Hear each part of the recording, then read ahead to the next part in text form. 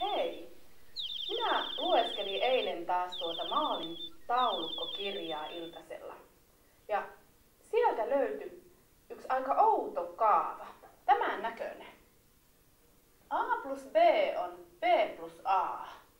Mitähän se oikein tarkoittaa? No en tiedä. Kysytäänkö mystisiltä matematiikkakäsiltä? Hyvä ajatus! Tämä onkin erittäin tärkeä asia matematiikassa. Tätä sääntöä kutsutaan yhteenlaskun vaihdannaisuudeksi. Ja se tarkoittaa sitä, että yhteenlaskun voi laskea missä järjestyksessä tahansa. Ja katsotaanpas ihan kädestä pitäen. Otetaan ensin 2 sormea. Ja sitten kaveriksi 3.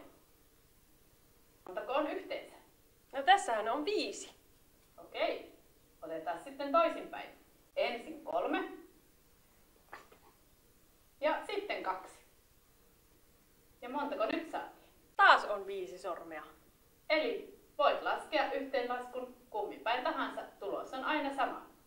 Sama pätee, vaikka yhteenlaskettavia olisi kuinka monta tahansa. Katsotaan esimerkki.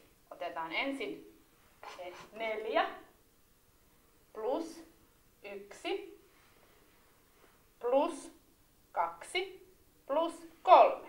Kuinka paljon siitä tuli? Tästähän taitaa tulla 10. Aivan oikein. Vaihdetaan järjestystä. Otetaan ensin 3, sitten 4 ja sen jälkeen 2 ja 1. Samat luvut, eri järjestys. Paljonko tästä saadaan? No tästähän tulee myös 10. Aivan oikein. Siitä siinä kaavassa on kyse. Yhteenlaskun vaihdannaisuus.